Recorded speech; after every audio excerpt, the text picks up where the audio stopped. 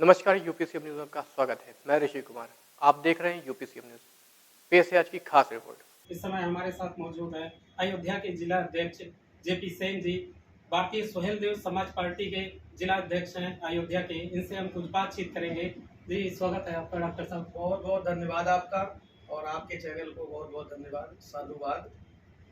तो आपसे हम पूछना चाहते हैं कि जब आप पार्टी ने आपको ये जिम्मेदारी दी थी तो अयोध्या में ये पार्टी जीरो थी, तो आप इस पार्टी का विस्तार आपने कैसे किया और किन किन दिक्कतों का सामना आपको करना पड़ा? देखिए, सबसे पहले तो मैं आपको बताऊंगा कि इस पार्टी में मैं 2019 से एक समान कार्यकर्ता के रूप में मैं काम कर रहा था और पार्टी में लगातार मैं एज ए जिम्मेदार वर्कर के रूप में 2019 में कार्यक्रम हुआ, माननीय मंत्री जी का 2020 में हुआ।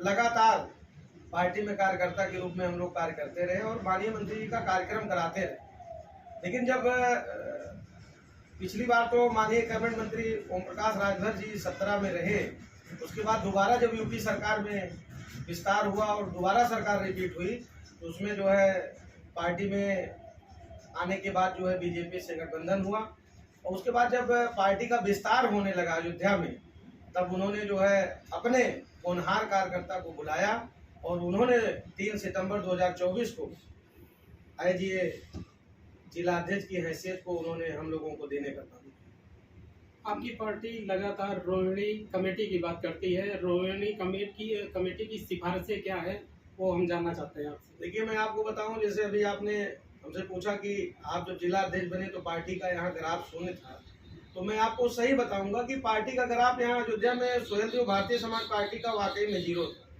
क्योंकि यहाँ पर जो भी जिला अध्यक्ष बने पूर्व में वो पार्टी में बने तो, लेकिन उन्होंने पूरे 5 विधानसभा में काम नहीं कर पाए। और जब मुझे जिम्मेदारी 3 सितंबर 2024 को माननीय मंत्री जी ने हमको जो है नियुक्त किया, तब से आप खुद देख रहे होंगे 1 साल 10 दिन हो गया है। पार्टी का विस्तार हर विधानसभाओं में, हर जो है गाँव में आज सोहेल देव भारतीय समाज पार्टी का, चाहे पूर्व विधायक हों चाहे वर्तमान विधायक हों, तब से आज हर लोगों की जुबान पर सोहेल देव भारतीय समाज पार्टी आज चर्चा में अयोध्या में है। और हमारे नेतृत्व में जब 2 चुनाव हुआ, एक चुनाव हुआ कटेरी का, मैं वहां प्रभारी बनाया गया। दूसरा चुनाव हमारे मिल्कीपुर में हुआ उपचुनाव, वहां भी माननीय मंत्री जी का एक कार्यक्रम हुआ, जोरदार कार्यक्रम हुआ। उसके बाद भी मैं वहां प्रभारी रहा। हमारे कार्यकाल में 2 चुनाव उपचुनाव जो है सोहेल देव भारतीय समाज पार्टी और गठबंधन में, जिससे हम लोग गठबंधन है भारतीय जनता पार्टी से, वो दोनों गठबंधन के रूप में हम लोगों ने हमारे सहयोग से, जो प्रभारी थे हम दोनों चुनाव के, उससे सहयोग से हमारे 2 चुनाव हम लोगों ने अपनी उपस्थिति दर्ज कराई। रही बात आपने सोहेल देव भारतीय समाज पार्टी की जो मुद्दे हैं, जो हम लोगों की नीतियां हैं, देखिए मैं आपको बताना चाहूँगा। सबसे पहले हमारे जो राष्ट्रीय अध्यक्ष हैं माननीय ओम प्रकाश राजभर, जो शोषित वंचित समाज की आवाज़ है, वो हमेशा गरीबों की वकालत करते हैं और जितने भी समाज के लोग हैं, वो कोई भी समाज के लोग हों, चाहे वो पिछड़ा समाज हो चाहे अगड़ा समाज हो, सारे समाज की वकालत करते हैं। और रही बात आपने जैसे अभी एक बहुत बढ़िया पॉइंट आपने हमसे पूछा पत्रकार महोदय ने कि रोहिणी कमेटी और जस्टिस रोहिणी कमेटी रिपोर्ट क्या है, तो मैं आपको बताना चाहूँगा कि जस्टिस रोहिणी कमेटी रिपोर्ट और रोहिणी कमेटी की रिपोर्ट ये है कि अभी तक 2001 में जब सरकार भारतीय जनता पार्टी की थी, उस समय जो है राजनाथ सिंह जो है माननीय मुख्यमंत्री थे, और मैं आपको बताना चाहूँगा उस समय रोहिणी कमेटी की रिपोर्ट को लागू कर दिया गया था। रोहिणी कमेटी का रिपोर्ट यह है कि 27% में पिछड़े को आरक्षण मिला हुआ है। उसमें जो आज तक जो है ज़्यादा जातियाँ जो है, हम लोग का जो मुद्दा है कि जितना भी जिसका परसेंट है, चाहे पिछड़ा हो चाहे अगड़ा हो, उसको बंटवारा कर दिया जाए। जैसे उपेक्षित जातियाँ हैं, राजभर हैं, नाई हैं, धोबी है, कहार हैं, कंगार हैं, जितने भी अतिथि जातियाँ आई हैं, इनको अभी तक उसका फायदा नहीं मिल पा रहा। हम लोगों का मकसद यह है कि इसको बंटवारा हो जाए।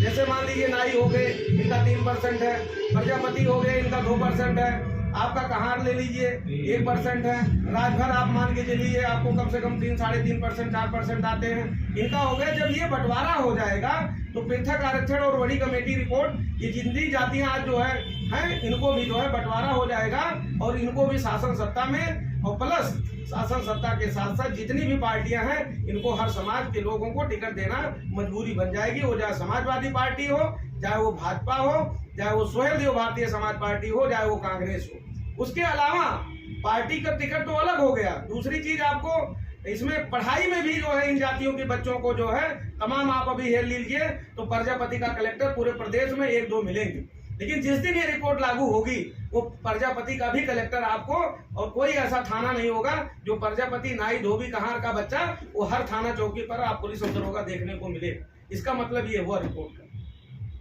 जातीय जनगणना आपकी पार्टी का एक प्रमुख मुद्दा रहा है, तो उस पर क्या कहना चाहेंगे, जबकि केंद्र सरकार ने उसको लागू भी कर दिया है। देखिए, जातीय जनगणना हमारे जो जितनी भी पार्टियां हैं वो सारे लोगों का मुद्दा था, लेकिन हमारे नेता जो माननीय ओम प्रकाश राजभर जी हैं, इनका हमेशा से इस बात को कहते थे कि जातीय जनगणना होगी, एक दिन जरूर होगी। और देखिए, माननीय हमारे यशस्वी प्रधानमंत्री जी ने जो अभी आपको जल्द ही आपने देखा होगा, अभी 2-2.5 महीना हुआ है, उन्होंने इसको आदेश कर दिया है। और जातीय जनगणना होने से ये लाभ हो जाता है, जैसे रोहिणी कमेटी रिपोर्ट की बात मैं कर रहा हूँ, उसी तरह से हर जातियों का जनगणना हो जाएगा। उसमें कितनी जातियां जो है कितने % हैं वो डिक्लेयर हो जाएगा। उसके बाद शासन में अपने आप उनके लिए व्यवस्था बनाई जाएगी। और इसका मुद्दा भी रोहिणी कमेटी की रिपोर्ट, इसको जल्द ही लागू कर जो पिछड़े शोषित वंचित समाज के हैं इनको भी सत्ता दिलाने का जो है अधिकार हमारे माननीय मंत्री ओम प्रकाश जी लगातार इसकी वकालत हर पूरे प्रदेश में करते आ रहे हैं।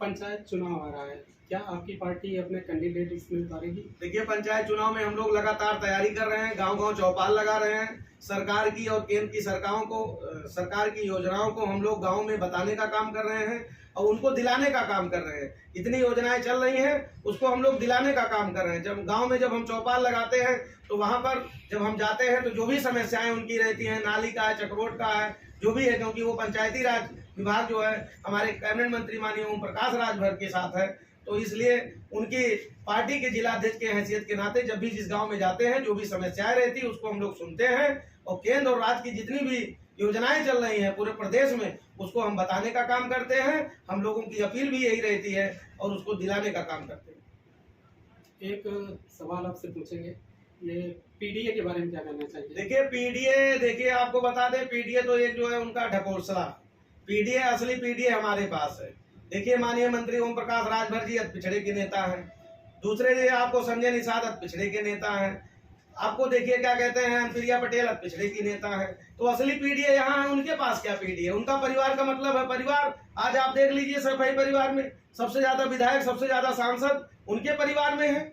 आज पीडीए तो हमारे साथ है, उनका क्या पीडीए? उनका तो पीडीए का मतलब है परिवार डेवलपमेंट अथॉरिटी है, उनका पीडीए यही है। उनको तो सिर्फ आज तक जो है हम लोगों का पिछड़े का, शोषित का, वंचित का जो है क्या कहते हैं अधिकार को लूटने का काम किया। और आज हमारे जो असली नेता है, हमारे राष्ट्रीय अध्यक्ष माननीय ओम प्रकाश राजभर, वो हमेशा जो है लोगों के बीच में जाकर और उनको जगाने का काम कर रहे हैं। तमाम ऐसी जातियां हैं जिनको अपने अधिकार के बारे में नहीं पता था। अभी आपको मैं बता दूं, एटा में जो है उन्होंने अभी 1 महीना पहले जो है वहाँ पे बंजारा समाज का मीटिंग किया था और कम से कम कुछ नहीं तो वहाँ पे 50,000 बंजारा समाज के लोग वहाँ एकत्रित हुए।